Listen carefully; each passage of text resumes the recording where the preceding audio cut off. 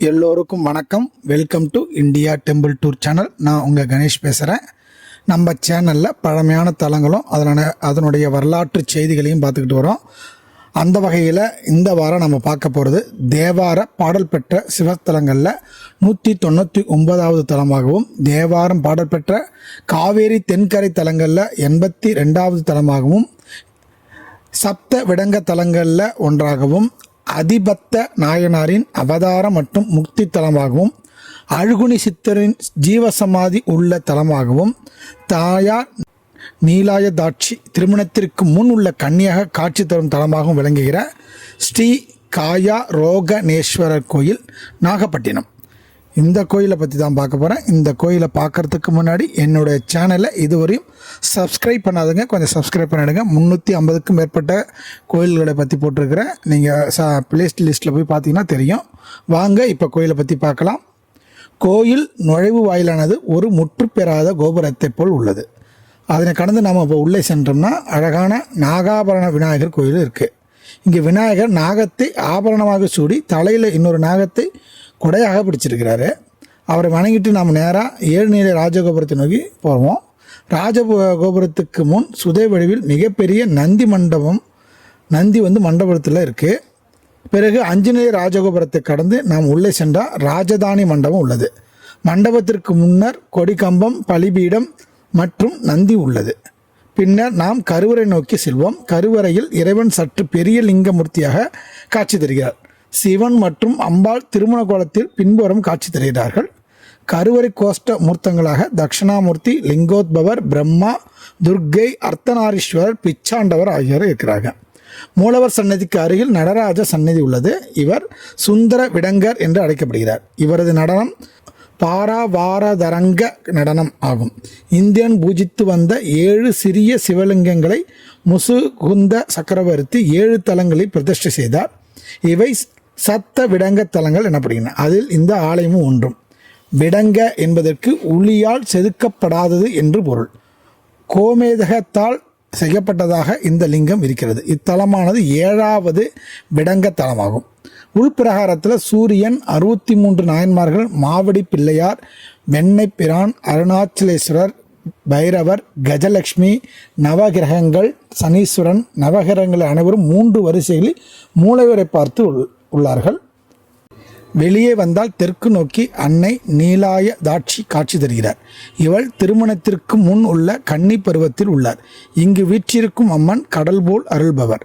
அதை உணர்த்தும் விதமாக அன்னையின் கண்கள் கடல் நிறத்தில் நீளமாக காட்சியளிக்கிறது. எனவேதான் அம்மனுக்கும் நீலாயதாட்சி என்று பெயர். வெளிப்பிரகாரத்தில் விநாயகர், வள்ளி தேவசேனாவுடன் ஆறுமுகர், காசி விஸ்வநாதர், பைரவர், அனுகூல ஆஞ்சநேயர், பத்ரகாளி அம்மன், அகோரக வீரபத்திரர், அதிபத நாயனார், அழுகுனி சித்தர் ஜீவசமாதி ஆகியவை இருக்கிறது. முற்காலத்தில் சைவத்தில் இருந்த லகுலீச பாசுபதம் என்ற வழிபாட்டு முறைப்படி உயிர்கள் தனது மண்ணுளுடன் சிவபெருமானின் திருவழியை அடையும் வழியை குறிக்கிறது. இம்முறையை பின்பற்றிய புண்டரீக மகரிஷி இத்தலத்தில் சிவபெருமானை வழிபட்டு காயரோகணம் என்னும் முத்தியை பெற்றார். இதனால் இறைவன் காயா ரோகணேஸ்வரர் என்று அழைக்கப்படுகிறார். ஆனி மாதம் ஆயில்ய நட்சத்திரத்தன்று அர்த்தசாம பூஜையின் போது புண்டரீக மகரிஷி ஐக்கியமான நிகழ்வு கொண்டாடப்படுகிறது. இந்த கோவிலில் பிணத்துக்கு சிவன் மாலை அணிவிக்கும் முறை உள்ளது. பொதுவாக கோவில் அருகில் வசிப்பவர்கள் யாராவது இறந்தால் ஆலய நடை சாத்தப்படும். ஆனால் இங்கு சிவனால் முக்தி பெற்ற அதிபத்தர் என்ற மீனவ குலத்தைச் சேர்ந்தவருக்கு மரியாதை செலுத்தும் விதமாக இங்கு மீனவர்கள் யாராவது இறந்தால் அவர்களின் உடல் ஆலயத்திற்கு முன்பாக வைக்கப்படும். பின்னர் சிவன் சன்னதியில் இருந்து சிவனுக்கு அணிவித்த மாலை இறந்தவருக்கு அணிவிக்கப்படுவது வழக்கமாக இருக்கிறது. இது ஒரு அதிசயமான ஒரு விஷயமாக நடக்கிறதுங்க.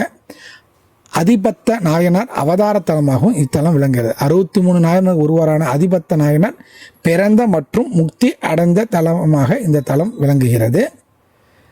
அப்புறம் பஞ்சசக்தி காசியில விசாலாட்சி சிறுமியாகவும், காஞ்சியில் காமாட்சி இளம்பெண்ணாகவும், நாகையின் நீலாயதாட்சி பருவம் எய்தும் பருவ பெண்ணாகவும், திருவாரூரில் கமலாம்பிகை இளம் மனைவியாகவும், மதுரையில் மீனாட்சி திருமணமானவளாகவும் என 5 நிலைகளில் சக்தி பீடங்கள் இத்தலம் வழங்கப்படுகிறார்கள்.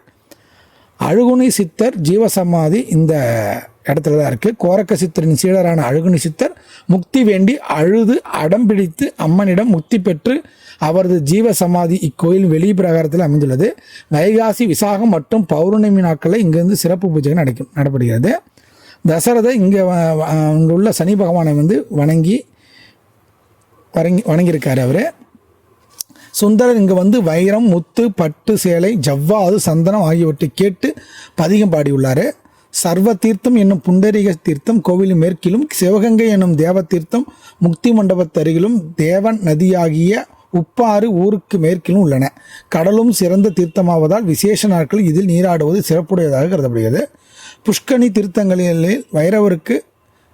பைரவருக்கு தனி சன்னதி உள்ளது. இங்கு பைரவருக்கு நாய் வாகனத்திற்கு பதிலாக சிம்மம் வாகனமாக இருக்கிறது. கல்வெட்டுகள்னு பார்க்கும்போது சோழர் கால துறைமுக நகரமாக இருந்தது. பிற்கால சோழர்கள் முதலாம் ராஜாதிராஜன் மற்றும் பாண்டிய மன்னன், அதாவது சடையவர்ம சுந்தரபாண்டியன், விஜயநகர மன்னர்கள் காலத்து கல்வெட்டுகள் இங்கே இருக்கின்றது.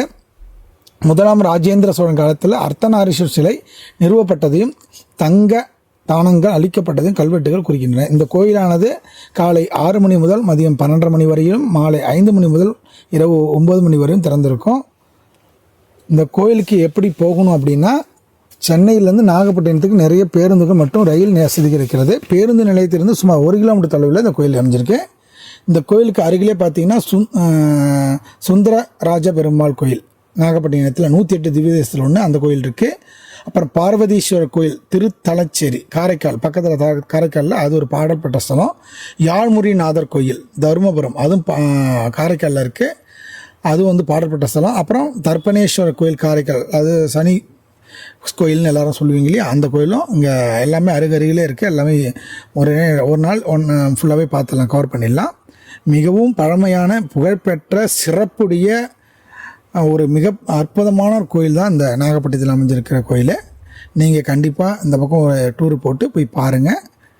இதோட இந்த வீடியோ முடிச்சுக்கிறேன். அடுத்த வாரம் வேறொரு தளத்தை பற்றி பார்க்கலாம். நன்றி, வணக்கம். திருச்சிற்றம்பலம்.